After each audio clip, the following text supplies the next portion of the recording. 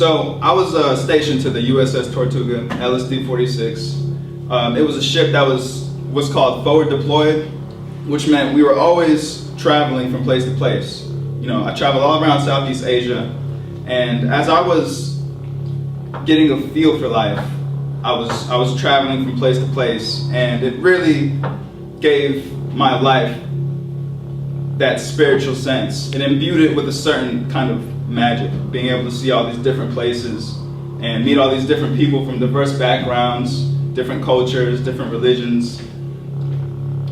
So I came to know the Navy. As my time developed in the Navy, I knew that it was not what I wanted to do. It wasn't representative of my true vibration as I came in more into alignment with who I was. So fortunately, me and some friends that I had made in the Navy wanted to go to the same college. So we got out of the Navy, went to the same college, Full Sail University, started my film program. And at this time I was a 22-year-old, you know, a little older than the age that people typically go into college. I was exposed to a lot of the newer trends, you know, that was different from when I was that age. And a lot of those things were also very spiritual, to be surprised. I became exposed to the holographic universe theory, quantum physics, and basically modern science and what they have found with the universe today. And that led me more down a spiritual course. Now, going to school for film, it becomes obvious that one of the most essential parts of creative expression is having that sense of identity, because all creation is an expression of one's identity. So at this time, I was searching for who I was. I was also searching for answers, you know, searching for the truth in the universe, you know, and what I didn't understand then was that both of these things were the same one thing, both my identity and the nature of the universe. So I've been seeking my own spiritual experience for all these years, ever since 2008. And last year, in 2014, at the beginning of spring, I finally had my own direct experience with the divine. All right? It was an experience that words couldn't even describe. It was a moment of clarity.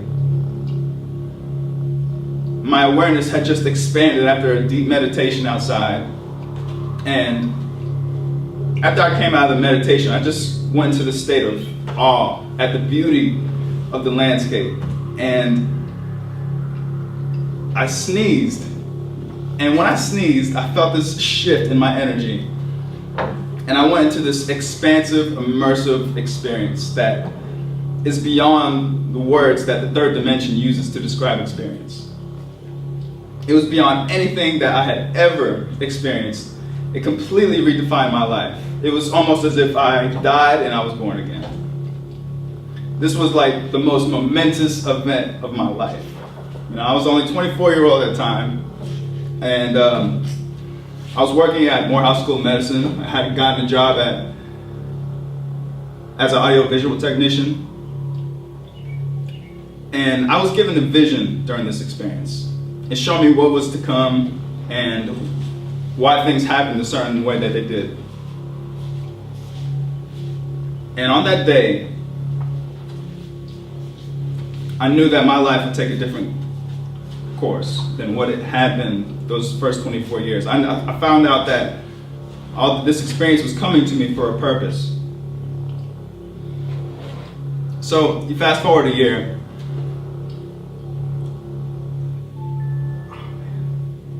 You good? All right, shut that. Take your time. All right, yeah, you can chalk it up anyways, right? All right. So basically, what this led to was me discovering who I really was. And I wasn't born Orion. I was born with the name Ryan Gill. But I came to identify with that vibration of energy because as I aligned to my true self. Ryan Gill is only a name that is particular to this lifetime, but Orion is my eternal name. Orion is the name that I've always had. It's the name that I always will have. And as I aligned to my energy, I know that I would be acting on this plane of existence as Orion rather than Ryan Gill, as I had been the first phase of my life. All right. So why I'm here is because I'm realizing that vision. I had a vision of a better world, a better place to live, a time where humanity begins to live in harmony and we have a shared love amongst one another. So, before we start, I'm going to ask the audience to enter into a relaxed, meditative state. All right? I want you to tune in to that life force that you can feel in the center of your chest. All right? Acknowledge your oneness with all life and just be present in the now moment. All right? I want you to breathe deeply, holding your breath on the inhale and the exhale. Just breathe deeply. Make sure that your stomach is full of air and just hold that air in there for a minute and then just let it out. Do this at your own pace, whatever makes you feel most comfortable. Okay? I want you to feel completely supported, completely relaxed in this environment that you're in. You're completely free to be who you are. You are completely loved and your identity is embraced. Okay? I want you to be here, be now. Be here in the now moment. Okay? Think about all the stuff that you've been through in your life. Obviously, you've been able to overcome it because right now, you are right here. And that deserves a congratulations. That's victory. After everything you've been through, you're right here, right now. Okay? And you're here to improve your life in some way. You're here to improve some aspect of your human experience. Okay? So just recognize that intention and realize that the motivation for that intention is love. That self-love that you have for yourself. And understand that that's how you're going to progress in your life. Through that love that you have that makes you want to create that change. Okay? Whether it's finding fulfillment, inner peace, abundance, that right relationship with yourself, with others, or with the divine, you're here to take your life to the next step, to the next level of experience. All right? Now, just relax for a moment and just be still. You don't need to think any thoughts. Just feel. Just feel that life essence. All right? Now, if you all care to, I want you to request to life that life presence within you, that universal presence, that God presence, whatever you call it. It's known by many names. To just feel and allow it to flow right through you like a waterfall. All right? And ask, if you care to, I just want you to request that they allow me, Orion, to be a clear channel through which they can convey the higher principles and higher information that life can offer you. All right? Information that will enrich in your life and greatly enhance. All right? I want you to request that I can, they create a channel for me to provide assistance to help you to create that change that you seek in your life. All right? So just take a deep breath in, just take a deep breath out. Do this at your own pace. There's no rush. And then come out of that meditative state. Okay. All right, so now we're going to begin the class. All right. So we're going to talk about the human experience. The topic of this class is called The Human Experience, A Course of Enlightenment. All right. So when you hear those words, the human experience, what are some of the impressions that come into your mind? You know, I want you to think about that. Would anybody like to share some of the impressions that they had when they hear those words, the human experience? I think about the many different things that you can put together to create a life, and how you can decide that you're done with that and pick another set of experiences and create a new life. Right. The human experience for me is about shape-shifting, doing what you want to do and being okay about it, and not factoring in what others may think, how others may feel about it. That sounds selfish, but you know, if we're having a really fulfilling human experience, it does call for some measure of selfishness. Exactly. Okay, great. That was a great answer. That was a great answer. Thank you for that. Thank you. Would anybody else like to share their impressions on the human experience? It's, for me, I'd say my impression of the human experience is this journey of descent and ascension. Like descent into physicality, materiality, assimilating and processing that, gaining some wisdom or some pearl or some type of cosmic insight through this to return back to some other cosmic state of ascension. Great.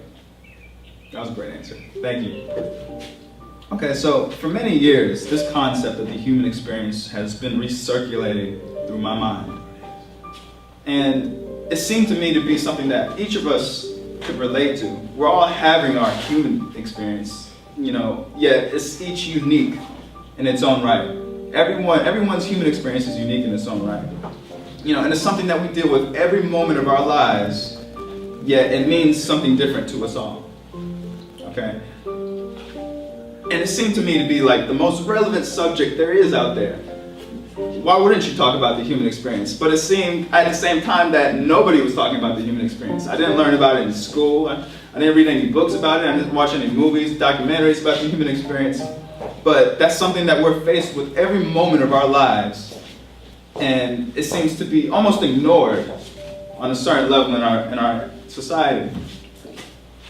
Well, throughout my 25 years of experience in the human experience, I've come to know it in a certain way. I've associated it with all of my life experiences, this one concept, this one underlying umbrella concept that encompasses us all, you know. And I think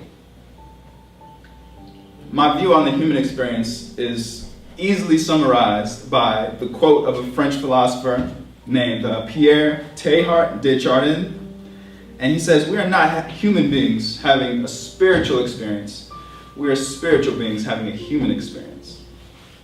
All right? So that's where I want to begin. And as I said, this class is called The Human Experience, A Course in Enlightenment. So what does the second part of this title mean? I define enlightenment. Most people associate enlightenment with knowledge. You know, the acquiring, the accumulating of knowledge. Okay? And I agree with this. But more so than knowledge, it's about awareness. Knowledge has the ability to alter awareness. Okay, so I define enlightenment as moving from a state of lesser awareness to a state of greater awareness. Okay? This is the overcoming of ignorance. The opposite of ignorance is enlightenment.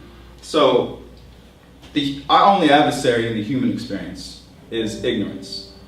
All of the disharmonious and discordant, destructive acts of man have only been committed by ignorance. Okay? So, a course in enlightenment is not, I don't mean that in an academic sense. I mean that more so in the way a ship sails a course, or the train rides a course, or you walk a course. A path. It's a path in enlightenment. So everybody's human experience is a different path in enlightenment. It's a different trajectory that they're traveling along, each one different from the other.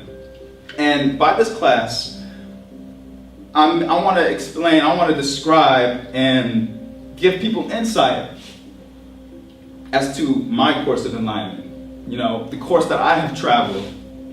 Now, the thing is, by me teaching this course, I'm not saying that I'm an enlightened being. But the thing is about enlightenment, you teach what you have to learn. Okay? You teach what you have to learn. If you want to receive enlightenment, you have to give it to others. You become a conduit for the universe when you do that. Okay? So I see the human experience as what occurs between the marriage of spiritual consciousness and the human body's consciousness. They come together temporarily for a period of time. And as many have said, this is a journey that's unique for each of us. Okay? The human experience is what occurs when these two components come together. Alright? So, as I said, this is a merging between our spiritual consciousness and our human body's consciousness. So in order to understand our human experience, we first need to understand consciousness. Okay? So I'm going to begin by looking at how the word consciousness is used today. That's something that we hear so often, but it means so many different things, right? You know, we hear, and the definition, it seems to be changing by the day. All right, so I'm going to start by talking about some of the ways that we have used that word consciousness in order so we can get a clearer understanding of what it is. Okay? So when people talk about consciousness in regards to the human experience, we're talking about that sense of identity. We're talking about that sense of selfhood. Okay, our particular type of consciousness is what differentiates us from every other species on this planet. Okay, it's our capacity for self-awareness that has allowed us to be able to create and be aware that we are creating and perceive our reality. Okay, it's the perceiver of all experience. Now, when we think about our external experiences that we perceive with our five senses, and we think about the internal experiences like emotions and thoughts, both of these internal and external experiences are perceived by the same consciousness, by one consciousness, okay? And it's able to treat both material and non-material objects as, both material and non-material experiences as objects within consciousness. You can say, oh, why did I have that thought the other day? You can treat that as if it's an actual object that you're holding. You could say, why did I feel that emotion? Or I wonder why that thought occurred, or what were they thinking? We treat these abstract ideas and concepts, as if they were physical objects, and that's something that consciousness does. All right, but that's just one of the many ways that it's been used. And that's really one of the most recent definitions of it. Okay, but consciousness, our consciousness can be really just essentially simplified into it's an I am presence within us. It's that thing that allows us to say, I am, unlike any other animal on earth. It's the acknowledgement and the declaration of our identity and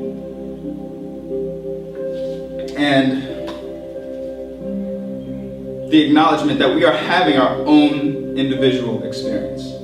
Okay, it's like the primordial expression of self-conscious life is the words I am.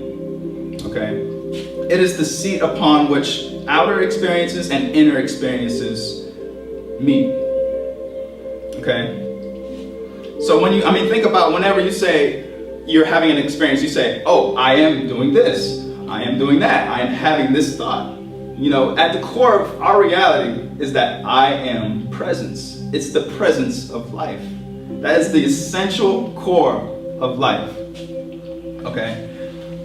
So consciousness has also been used to describe whether a person is coherent or wakeful. They say, oh, he's unconscious of this, or he's conscious of this, or he's conscious of this idea, or he was just knocked out unconscious. He's asleep. He's been hit by a bat or something.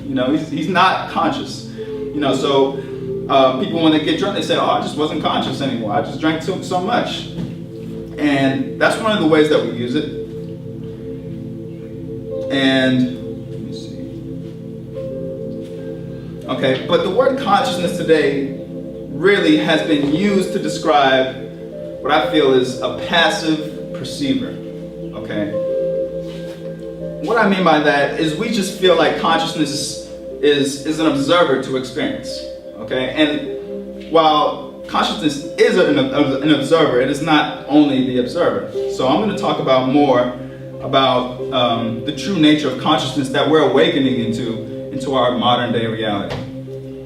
Okay, through spiritual and scientific revolutions, people are awakening into the greater understanding and the true nature of reality. All right, and how consciousness relates to them in everyday life. All right, we are the creators of our reality. You know, we hear that all the time, right?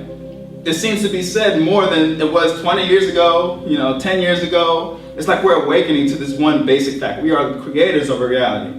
So now we're relating consciousness not only to being a passive perceiver, but also an assertive creator and perceiver. All right?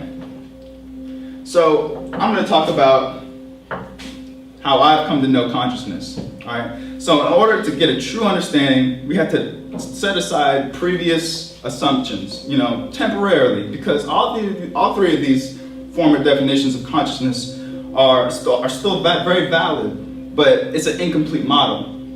All right, so in order to get a true understanding, let's just temporarily set aside our notions of consciousness. All right, let's just make a clear space and begin in pursuit of a new understanding.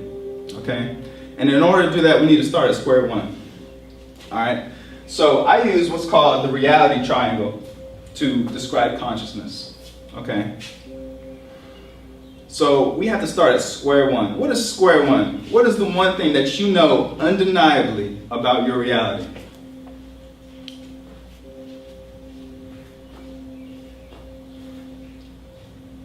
I'm here. I was thinking the exact same thing. I feel like that's very good. Very good, very good. I'm here. But I was more so thinking along the lines of we exist. We exist. We exist. That's something that we know. We know we exist. Okay? So that's where I start. That's square one, existence.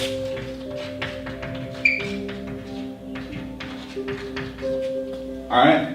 So what is the purpose, what is the intention behind existence? Creation. Okay? Creation of what? Experience. The creation of experience. That's one thing that defines existence from non-existence. Non-existence is non-experience. It's nothing. It will never be nothing. It can't ever be anything. Okay? But existence is experience. All right? That's the purpose. That's the intention behind it. Experience. Experience. All right? So now we have existence and we have experience. Okay?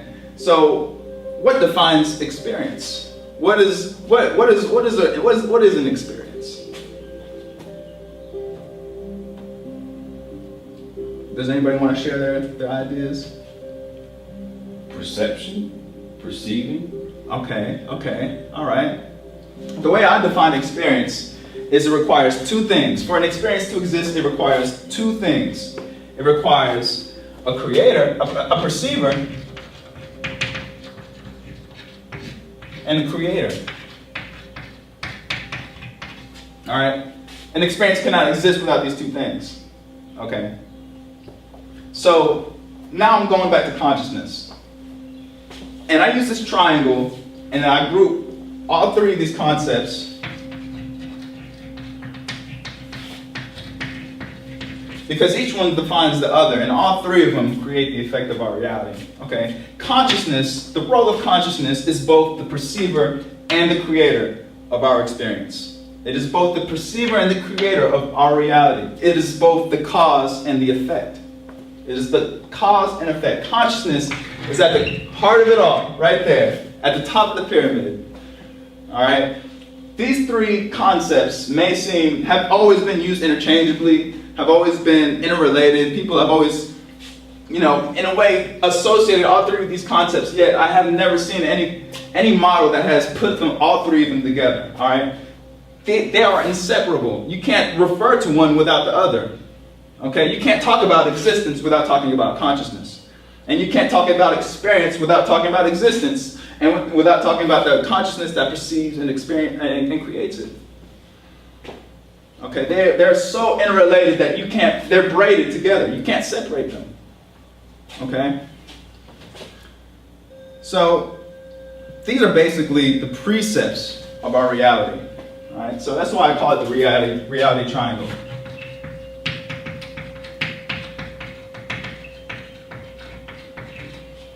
Okay, reality triangle. Okay. So, now we have our reality. Now we know what creates the effect of our reality. We have reality. Okay. But how does consciousness, what is the effect of consciousness that produces this experience? Okay. As I mentioned before, our reality is a product of our identity. Okay. Reality and identity are two inseparable concepts too. Okay, because think about when an artist paints a painting or a musician, composes some music. It's all an expression of their identity. Okay, creation is the expression of the identity inherent within consciousness. All right, that's why you've been hearing everybody saying, "Oh, your reality is a reflection of you. It's a reflection of who you are." Okay? Our identity is composed of unique qualities and attributes that create that sense of who we are.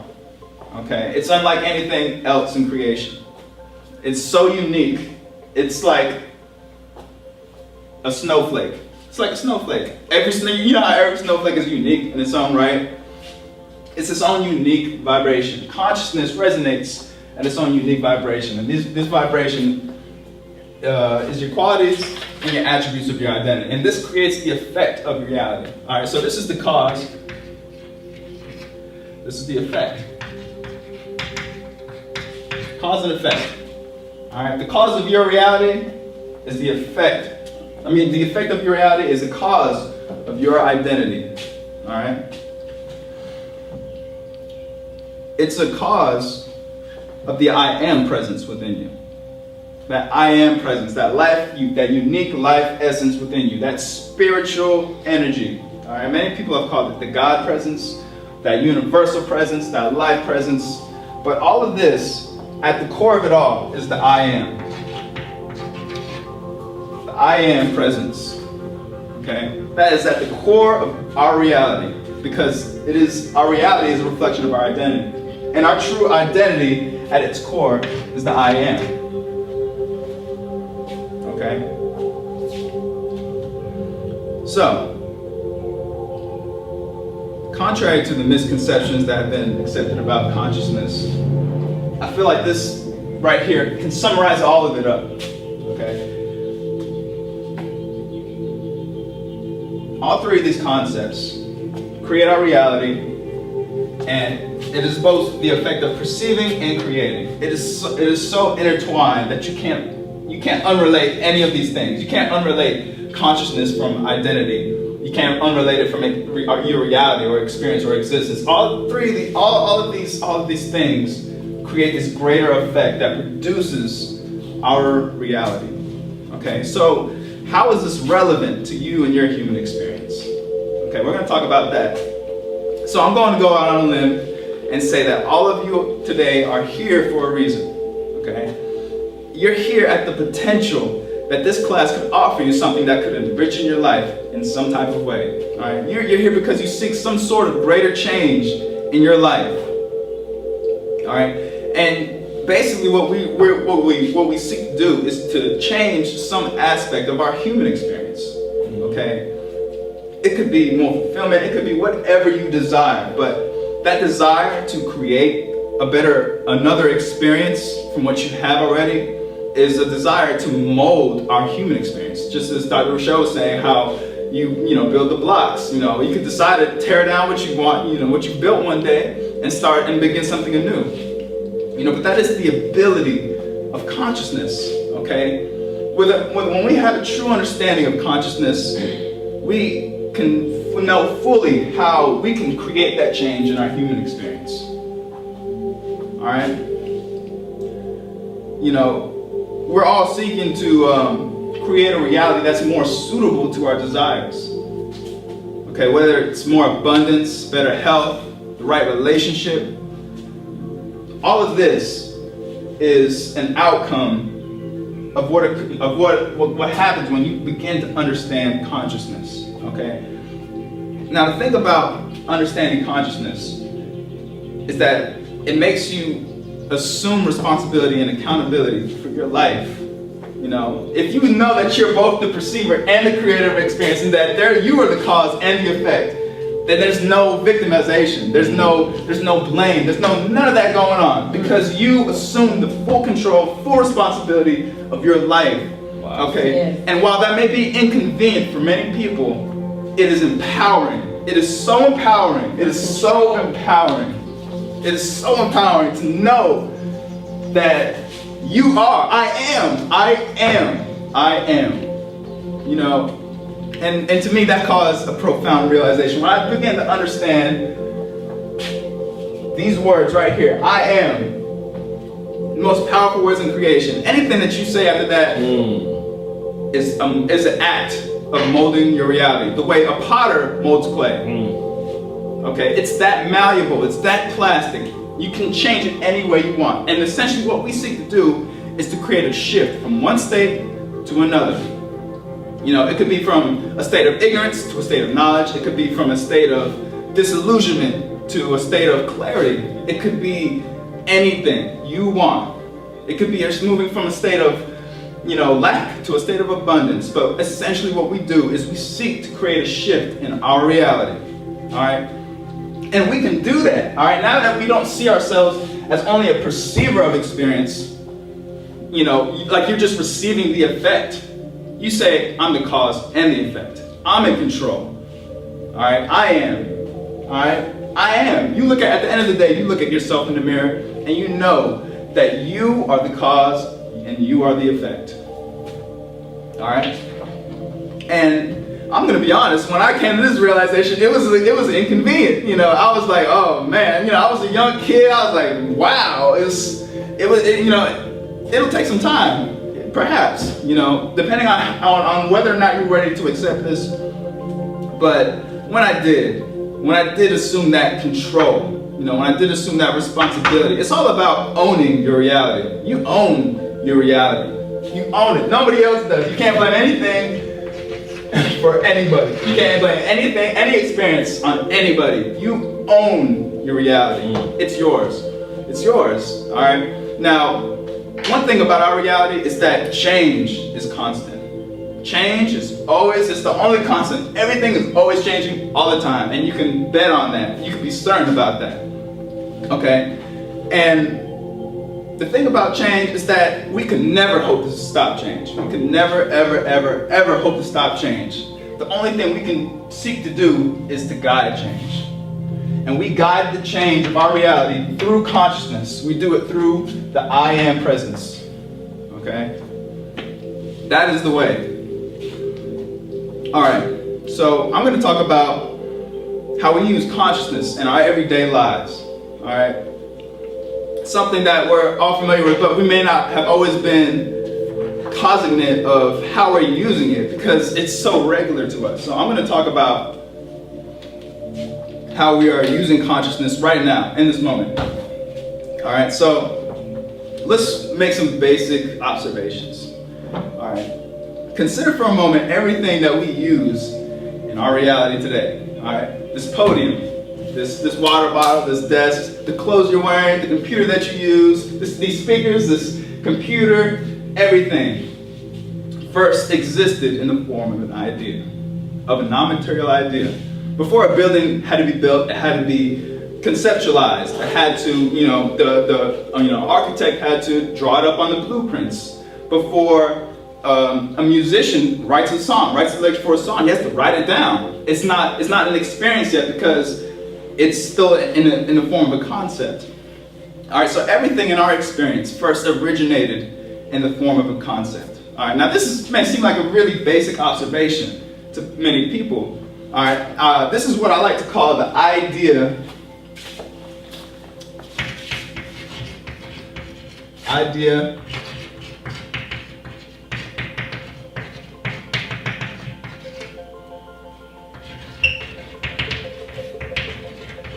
This is what I like to call the idea actualization principle. Okay, and basically it's a very simple principle saying that in order for an experience to exist, it had to exist first in the form of an idea, of a concept. Okay? Now when you look at our modern civilization, you can clearly see that this is just all an idea. You know, the buildings, the institutions, everything, every single thing, every political reform, every social reform, at the heart of it, every law, at the heart of it is just an idea. It's just an idea. You know, it kind of morphs your view of reality, but you don't really know how it's changed it. But essentially what I'm getting at is that ideas are what we use to mold our experience. It's what we use to construct our experience. We use ideas. Okay, and ideas is an activity that occurs within consciousness. Okay, consciousness comes into your ideas. Like I said, you know, it perceives both material, external experiences and internal experiences like ideas. And ideas are an activity that occur within consciousness. Okay, so now we've seen how we use ideas every day.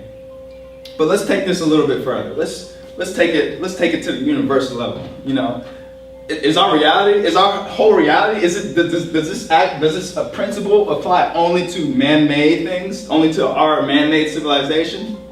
No, everything is a product of consciousness. Okay, so that means our natural world, you know, mineral, you know, crystals, you know, elemental life, plant life, animal life, human life, it all started in the form of an idea. There's an idea behind everything. An idea lies behind all experience. Okay?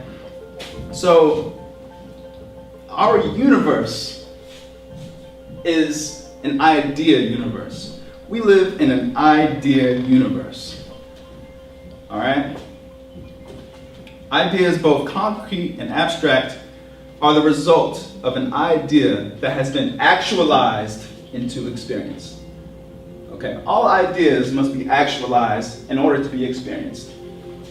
All right, now this principle is so important because it reveals an essential component of our reality, the idea. Okay, so we know that all of our reality, every aspect of our reality corresponds to an idea. All right, it may sound very simple. It's a really simple notion to accept because it's so obvious when you think about it. Oh yeah, it's all started off with an idea. There's nothing that you could point to right now that didn't begin in the form of an idea. You know, there's nothing that you could ever do that because everything began in the form of an idea. The trees, the plants, you know, the mountains, everything, all an idea. Okay, so what am I getting at? Like I said, consciousness assumes the roles of both perceiver and creator. Okay, and it does that through the use of ideas. Okay. But I'm leaving out something. What is the actualizing force of an idea? What is the thing that brings it into experience? Feeling. Very good, very good. Anybody else want to share any? I am suspending my all of my notions. Mm-hmm. So I'm taking it Okay. in. I'm doing what you asked in the beginning. Okay. I'm suspending all of my own, what I would typically answer. Okay. So what is the force that actualizes idea into experience?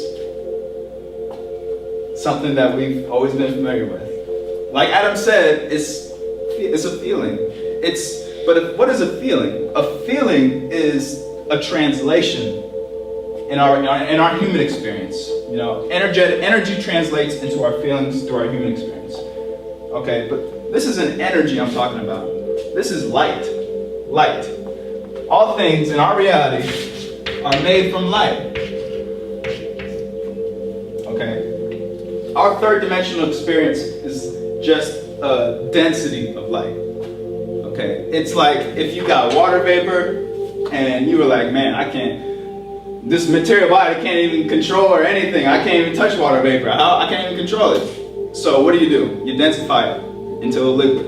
And then what do you do further? You densify it into an ice cube. that ice cube is equivalent to our third dimensional reality, but the nature of all experience is light, okay? Everything is just a different density of light. Very similar to the octaves on a piano, you know? So, light is what actualizes an idea into experience, all right? It is the only substance there is in the universe. It is the only thing from which everything is made, light. All right, it may sound very simplistic, and it is, all right, but the truth is not only simplistic, but also complex. It's simple in its concepts, but also has its complexities. So we're gonna delve further into those complexities while trying to keep it as simple as possible, okay? So everything, like I said, everything in our reality is composed of light. And you can see the effect of light and how we rely on it when you just go outside and you look at the sun. You know, our solar system, it needs light. If we didn't have light, life wouldn't even be possible, okay? And we bet on the sun that it rises every day, you know, sets at a certain time. You know, we count on that. That's something that we can be certain of, you know, that presence of life in our life. Light is the essence of life. All right, light is all life. These two are inseparable concepts. All right, so I'm going to describe light. All right. Now, light is actually a consequence. All right, light is a consequence. Where does light come from? Can anybody answer that? All right, light has both intelligent and energetic properties.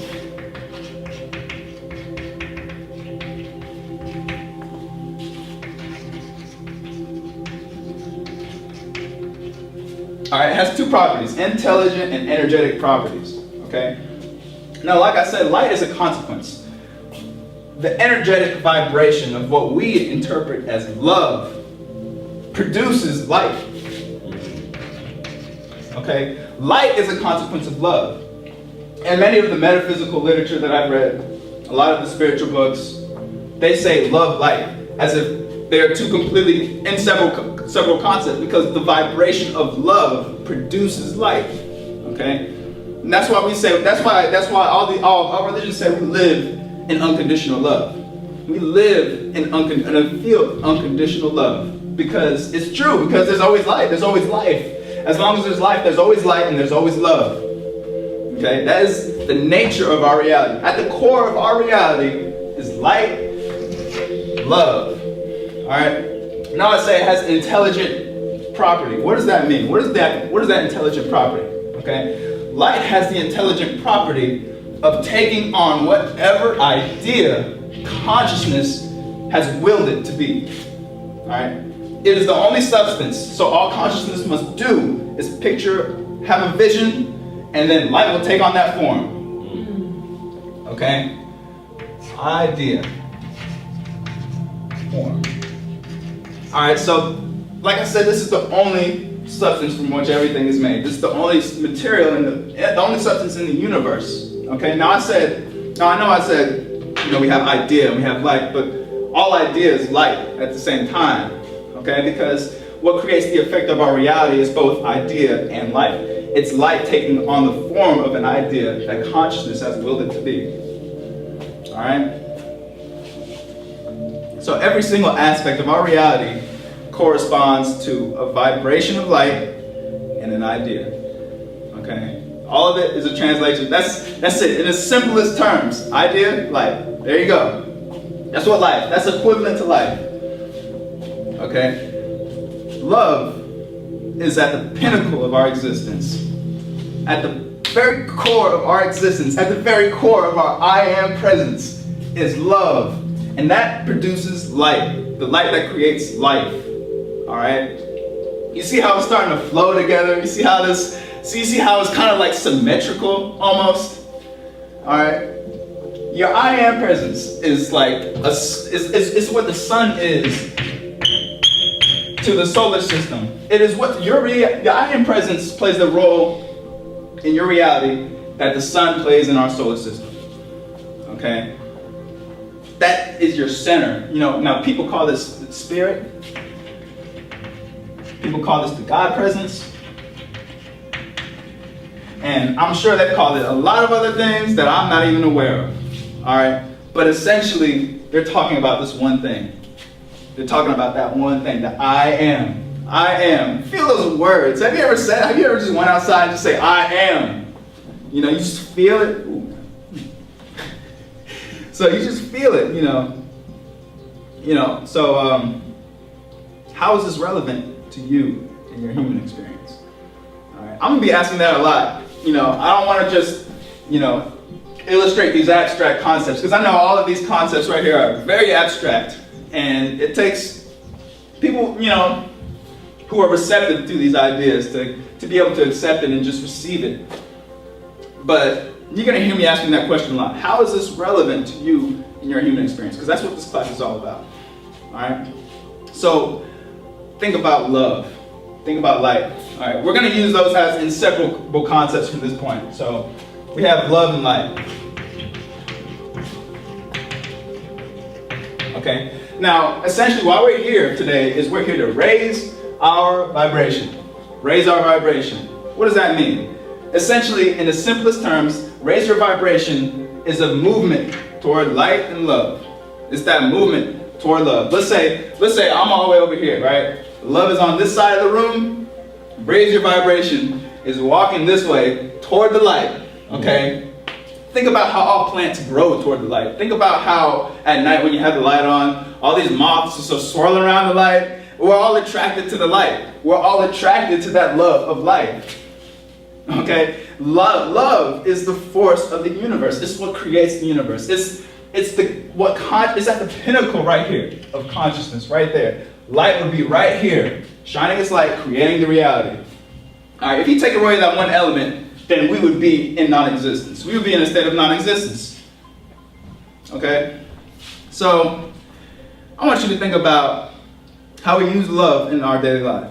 All right? I'm not only talking about exclusively about the type of love that people share for one another.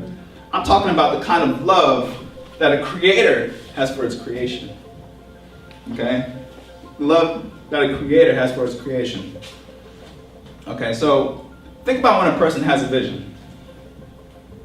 All right, it could be when an artist has a vision for a painting. It could be an athlete with a vision for a career in pro sports. It could be an inventor with a vision for an invention. What was the thing that made them actualize that vision into an actual experience? Okay, a lot of people may attach labels like, oh, courage and you know, resolution and this and that. But at the end of the day, at its core, it's love. You know, all those are qualities of love. All those positive qualities that made one come closer to the light, it's just the quality of love. At its essence, it's just love. Okay? And that's not really, that's a basic observation. You know, when you think about it, the whole world runs off love. You know, people go to work in the morning to jobs they hate because they love their families. You know, people do all types of things in the name of love. We write movies about it. We make movies about it. We write songs about it. We write books about it. But at its core, it's just love. You know, love. We know this essentially, but we haven't really brought it to the forefront of our consciousness.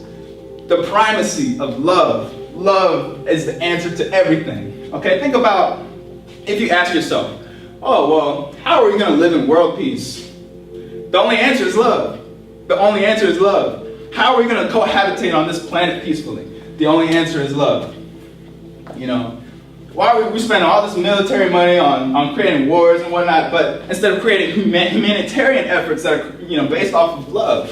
You know, love is the answer to everything. Love is the answer to how we live a peaceful, harmonious, fulfilled life. Okay, I'm not only talking about love, I'm talking about self-love too. I'm not talking about love, you know, from one relationship to the other. I'm talking about that self-love that you have for yourself that makes you want to create that change in your life. You know, the love for yourself that has brought you here today. You know, think about it. You know, this may not be the first, you know, life-enriching or, you know, seminar or workshop that you've attended, but if it is, just know that you're here because you're here out of self-love. You're here to create that change. You're here because you want to realize that love that you have for yourself and reflect it out into your reality. All right? So, what I'm getting at is that if we summon that love in our hearts, that love in our heart, that's power. We haven't really realized it as such because we've been conditioned into a society that undermines emotion. We really have. And we've been conditioned into really repressing our emotion and repressing love.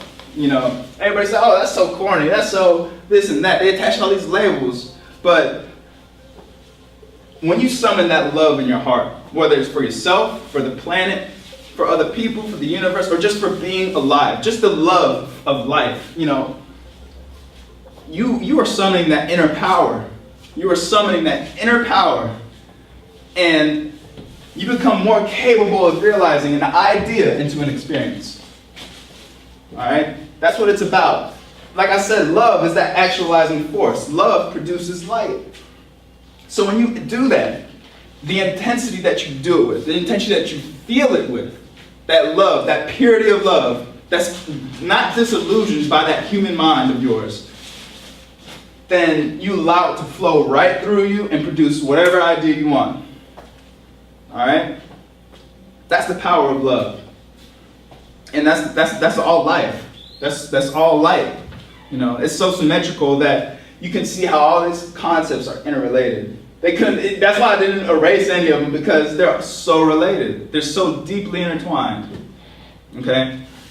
So, what I'm getting at is just let that light through you. Let that light shine through you. Alright? Because at the end of the day, we always have known it, and we always will know it. Life revolves around love. And it's so obvious. It's so obvious. You can turn on the radio. I guarantee you, I can turn on the radio right now and hear a song that's geared toward love. It's talking about either romantic love or love for your brother, love for your mother, love for your father. Who cares? But it's talking about love, and we get off of that. Think about how barren and deserted our reality would feel without love. Life wouldn't even be worth existing in, but it is, because we have that love at the core of life. Alright? So, like I said, love is the key. And I want you to ask yourself a question. Alright? And I'm gonna end on this note. How much more deeply would you love if you knew that it was certain that you would not be hurt? Alright? Think about that. And this is a question that's used to identify how you may be holding that love back within you. Because when you do that, you're only projecting a partial energy. And when you project a partial energy, you only get partial results. Okay? Alright, if you can be right here, if you can be vibrating at this frequency right here, to where ideas just instantly manifest, and you're staying right here because maybe what someone might think of you, or what you might think of yourself, or some way that you may be seen, or the fear of rejection, or something that's causing you to be on that lower, denser vibration. Alright? But let's say, if you say, forget it all. I'm going to be who I am. I'm going to love fully. And you start gearing yourself toward the fullest expression of love. You become that much more of a capable creator. Alright? If you're repressing your emotion, if you're repressing who you really are, like I said, you're only going to get partial results. Alright? And that's doing yourself a disservice, because you're so much more greater than that. You are an infinite aspect of the creator. Every single person is a unique aspect of the one infinite creator. Alright? And it's a disservice to not be who you fully are, because a lot of people may not be aware of it right now. They are completely supported in being who they are at every moment. Alright? We were not put here to be on this earth to be who we are not. Alright? We were put here to be who we are in the midst of who we are not. We were here to make that choice, to say, I'm going to be who I am. I'm going to be who I am. That's who I am. Yes. Because what is the point? What other point is there to life other than being who you are? All right, because at the core, like I said, at the core of our existence is love. So just be it. you know? And so that was my tidbit on the creative power of consciousness and the effect that it can produce in your reality. You know, love, if you leave with anything today, leave with a resolution to gear yourself toward love. Like I said, if love is on this side of the wall right here, and you may be right here, I'm not saying you have to sprint to the wall, but at least take a little step, you know. Go out for a walk in nature, you know. Do something that makes you feel love, you know. It's so easy to go out there and just be immersed in all life, and you feel like this clearing activity. So just do what you like to do. Not neglecting anything else, but just live a fuller expression of love. You know, be open to receiving it and to expressing it. All right, and gradually you'll make that step by step. And this is the human experience right here. This is the human experience right here. You know what I'm saying? We begin our cycle of incarnations from like all the way over here on this wall. And throughout each incarnation, we're walking toward love, walking toward the fullest expression of love. That's what it's all geared toward. That's what enlightenment is. That's why they call it enlightenment. You enlighten yourself with love. All right? So you come to this wall. This is the human experience right here. You're just walking, and then you say, you know, in your final incarnation, you be like, I made it. I made it. I am. After all this experience, I am. And that's what it is. That's what it is. That's the quickest synopsis I can give you about the human experience. All right, so like I said, my name is Orion, and thank you for your time.